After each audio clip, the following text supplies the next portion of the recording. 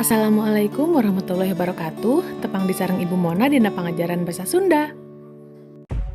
Pedaran dinten ieu nyaeta pancen panumbu catur. Prak-prakan jadi panumbu catur teh kabagi jadi sababaraha bagian anu strukturna umum.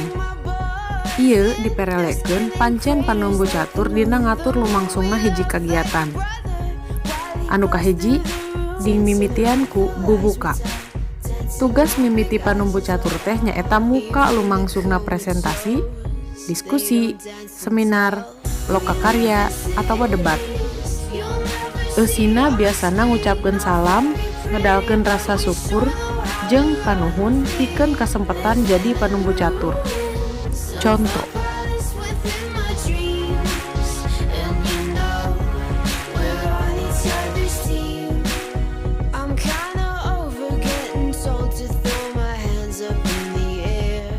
Anu kadua, pangwilujeng ka pamilon. Satuluyna, pikeun nembongkeun rasa someah jeung pikaresepeun, hade upama ngawilujengkeun sumping ka para pamilon anu geus aya di rohangan acara. Contoh.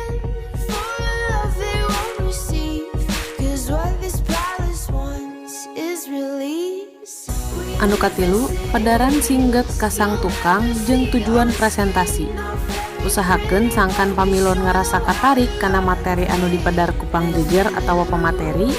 Carana nyaeta nyaritakeun ka sang tukang atawa latar belakang jeung tujuan presentasina. Panumbu catur ngupayakeun sangkan topik anu dipedar teh seolah-olah hal anu penting, aktual, sarta raket jeung kahirupan sapopoe pamilonna. Contoh.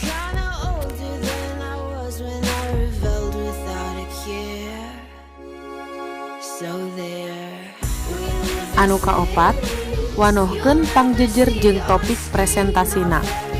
Dina waktu ngawanohkeun pangjejer, usahakeun sangkan pamiarsa ngarasa yakin kana kualitas jeung kamampuh pangjejerna. Utamana kana kaparigelan anu patali jeung pedaran anu rek dipidangkeun. Contoh.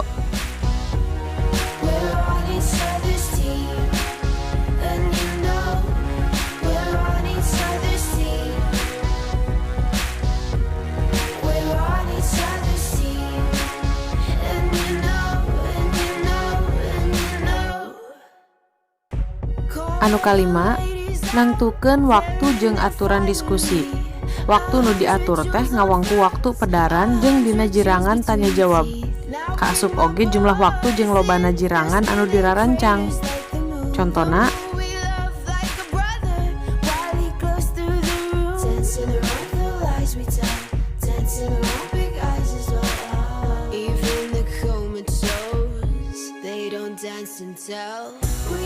anu kagenep, mere waktu ka pangjejer pikeun medar materina. Dina ieu bagian, pangjejer dibere lolongkrang waktu anu geus ditangtukeun samemehna. Contona,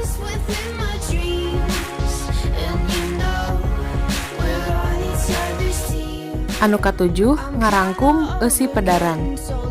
Carana nyaeta nuliskeun pokok-pokok utama anu dipedar, teu kudu panjang teuing, tapi intina bae. Panumbu catur bisa macakeun deui pokok-pokok pedaran anu geus ditepikeun. Bisa dicendekeun, tapi bisa oge henteu, gumantung keperluan bae. Anu tangtuna ieu teh diperlukeun pikeun narik pamilon sangkan nanya. Contona,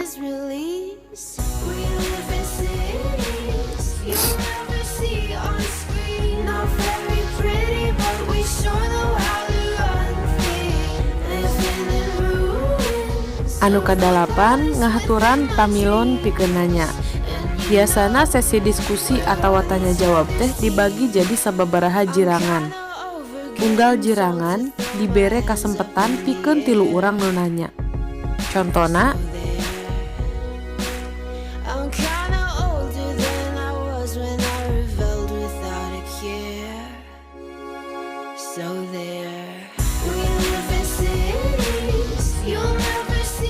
nomor 8, panuhun ka pangjejer jeung pamiarsa. Tepikeun kalawan ikhlas jeung someah, komo mun dibarengan ku imut jeung pasemon anu hegar. Contona,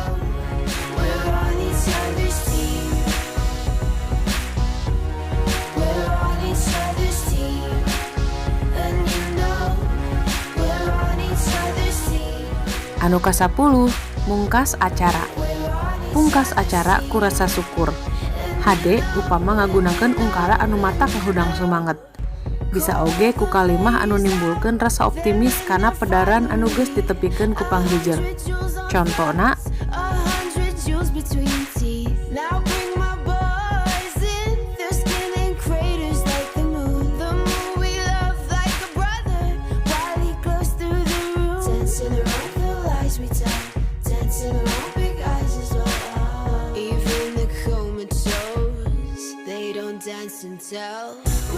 sakitu pedaran dinten ieu kirang langkung nyuhunkeun dihapunten. Tepang deui dina pangajaran anu salajengna. Wabillahi taufiq wal hidayah. Wassalamualaikum warahmatullahi wabarakatuh.